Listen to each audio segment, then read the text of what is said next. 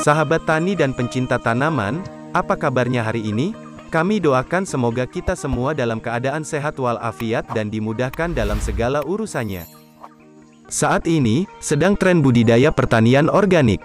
Dewasa ini dalam bertani organik sedang viral beberapa metode. Di antaranya, metode fermentasi, metode jadam dan baru-baru ini muncul lagi yang sedang viral yaitu biosaka. Dan ada pula metode ekstrak yaitu merubah bahan organik menjadi berbentuk kristal untuk memudahkan dalam pengaplikasian. Lalu, manakah yang paling bagus di antara beberapa metode yang kami sebutkan tadi? Untuk menentukan pilihan ini, tentunya kita harus mengetahui penjelasan masing-masing metode supaya kita mengetahui kelemahan dan kelebihannya untuk menentukan pilihan. Yuk, sekarang kita bahas secara singkat saja dari masing-masing metode organik tersebut.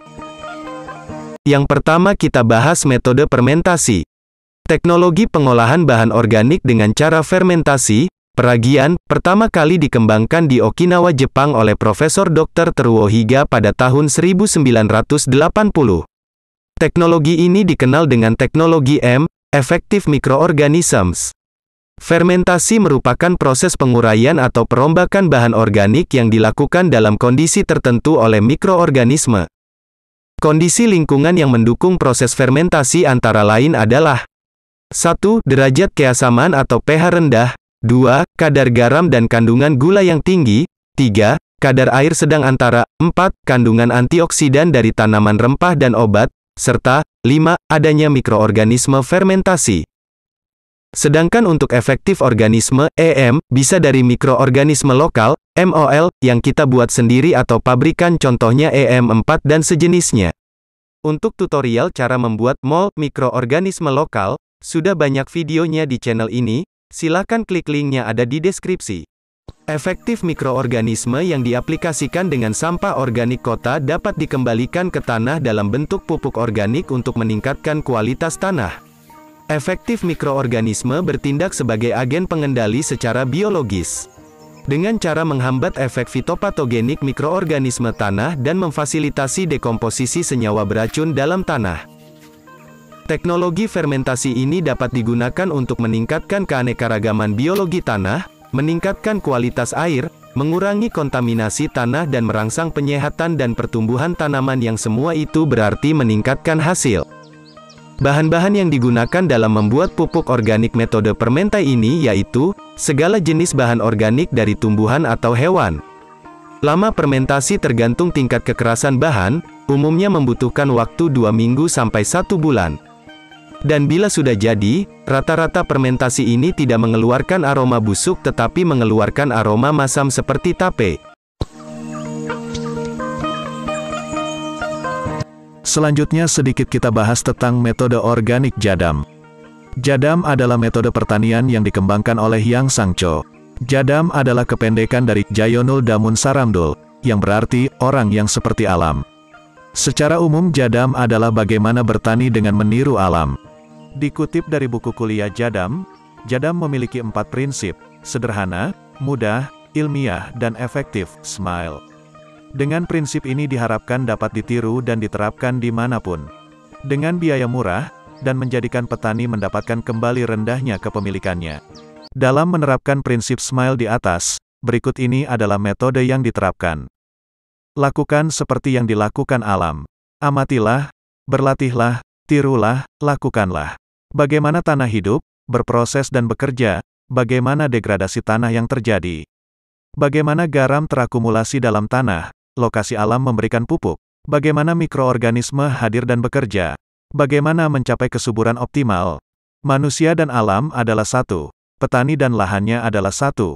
Aku dan alam semesta adalah satu. Konsep ini menyangkut diri dan orang lain, hidup dan kehidupan, pribadi, keluarga, kemasyarakatan. Dalam istilah Korea, tubuh kita dan tanah adalah satu tubuh.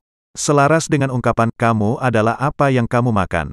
Artinya seluruh diri kita, tubuh, jiwa, emosi dan lain sebagainya sangat dipengaruhi oleh makanan dan lingkungan kita. 3. Kebaikan dan gambar pada dasarnya adalah satu. Hal ini menyatakan bahwa yang sakral dan yang profan pada dasarnya tunggal, langit dan bumi adalah satu, religius dan sekuler adalah satu. Dalam dunia ini tidak ada nilai absolut, di balik keunggulan ada kebaikan yang dapat dipetik, di balik musibah ada pelajaran yang diambil, bersama masalah ada solusi. Di sini ada keseimbangan, karena keunggulan dan keunggulan adalah saling menyeimbangkan. Obat adalah baik, namun terlalu banyak obat buruk. Racun adalah buruk, sedikit racun bisa menjadi kebaikan. 4. Hidup sederhana dengan rumput pembohong dan gulma. Tumbuhnya rumput pembohong adalah penanda alami. Kita harus belajar hidup bersama mereka. Kita harus mengubah hubungan kita dengan mereka, yang semula berlawanan, dengan mencari cara yang tepat. Tidak sepenuhnya salah bahwa rumput memakan makanan bagi tanaman kita, menyebabkan penyakit, menyedot udara bagi sayuran kita, tapi amatilah mereka selama 4-5 tahun, maka Anda akan melihat dengan cara yang berbeda. Ketika rerumputan tumbuh, tanah menjadi lebih lembab dan lebih gembur. Dan memang benar, bahwa rumput yang menjadi penutup tanah membantu mengatur bunga dan pembentukan buah. Hal ini dilakukan agar penyerapan nutrisi maksimal, di mana rumput yang mendorong pertumbuhan akar yang lebih kuat. Rumput itu sendiri akan mengering dan menjadi bahan organik yang menjadi hara dan makanan bagi akar. Rumput juga menguapkan udara dan menjaga kelembaban tanah, selain itu juga mengurangi panas permukaan tanah. Sehingga tanaman tidak mengalami lebih dari pemanasan. Beberapa formula jadam di antaranya adalah larutan pembasah alami, tanpa pemanas, sulfur alami, tanpa pemanas, larutan mikroorganisme alami yang dibuat dengan kentang, larutan mikroorganisme alami yang dibuat dengan campuran biji-bijian, pupuk cair alami dibuat tanpa gula atau molase, pestisida alam terhadap penyakit padi bakanae, pestisida alam terhadap kanker, pembusukan, bercak daun, pestisida alami terhadap embung tepung, jamur bahan halus, pestisida alami terhadap kutu daun, tungau. Pestisida alami terhadap ngengat tembakau, ulat gerayak bit, pestisida alam terhadap kumbang bau, kutu putih, pestisida alam terhadap siput, keong, pestisida alam terhadap wereng batang coklat, wereng. Bahan-bahan untuk membuat pupuk jadam JLF yaitu 1. Semua jenis limbah tanaman, rumput, buah-buahan. Air lemah, bisa AC, air hujan atau air sungai. 3. Garam krosok 4. Leat mold, tanah humus dari hutan. Untuk bahan membuat jadam JLF yaitu 1. Air lemah, 2. Kentang, 3. Garam krosok atau air laut. 4. Leat mold. Untuk tutorial membuat jadam JMS dan jadam JLF, juga sudah ada videonya di channel ini, silahkan klik linknya di deskripsi. Untuk membuat jadam JWA atau perekat bahannya yaitu 1. Koh, kalium hidroksida. 2. Air. 3. Minyak goreng. Sedangkan untuk membuat jadam JS, jadam sulfur, bahan-bahannya yaitu 1. Sulfur atau belerang. 2. Soda api. 3. Air. 4. Garam krosok. Itu tadi penjelasan tentang metode jadam. Selanjutnya kita teruskan membahas secara singkat tentang BIOSAKA, Biosaka. Sebelumnya kami mohon dukungannya dari kawan-kawan sudi kiranya untuk subscribe ke channel ini. Terima kasih, semoga menjadi berkah. Oke, kita lanjutkan. Apa itu Biosaka? Biosaka adalah kepedekan dari selamatkan alam kembali ke alam. Biosaka ditemukan oleh Bapak Ansar, seorang petani dari Blitar, Jawa Timur, Indonesia.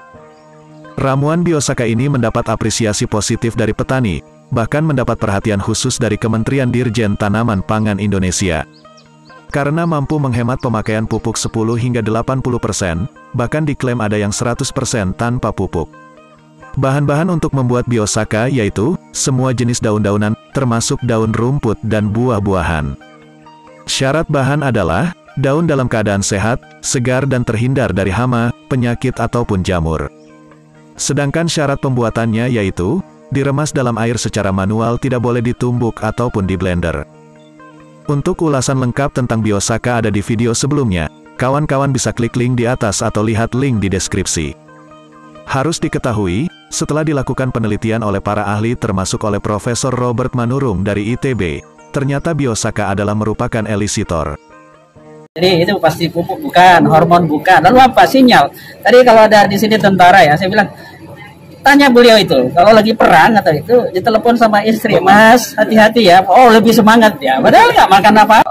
Apa itu elisitor? Elisitor adalah suatu bahan kimia yang bisa mengaktifkan yang kita sebut ekspresi gen, sehingga gen tersebut diaktifkan, dan karena itu diaktifkan, lalu prosesnya itu bisa membuat produk-produk yang diinginkan oleh tanaman, sehingga tanaman tersebut bisa menghasilkan sel yang lebih bagus, lebih kuat, sehingga dia tanamannya bisa lebih baik. Tanaman elisitor adalah suatu tanaman yang mengandung senyawa kimia yang dapat memicu respon fisiologi, morfologi dan akumulasi fitoaleksin, meningkatkan aktivasi dan ekspresi gen yang terkait dengan biosintesis metabolit sekunder. Sedangkan metabolit sekunder adalah golongan senyawa yang terkandung dalam tubuh mikroorganisme, flora dan fauna yang terbentuk melalui proses metabolisme sekunder yang disintesis dari banyak senyawa metabolisme primer, seperti asam amino, asetil koenzim A, asam mevalonat dan senyawa antara dari jalur Sikimet. Elisitor dapat menginduksi resistensi tumbuhan. Jadi, biosaka pemberi signal terhadap gen tanaman, sehingga tanaman akan semakin kuat, sehat, responsif terhadap kebutuhan tubuhnya sendiri. Biosaka ini bisa diaplikasikan berdampingan dengan pupuk sintetis maupun pupuk organik, bahkan bisa dicampur dengan fungisida ataupun pestisida.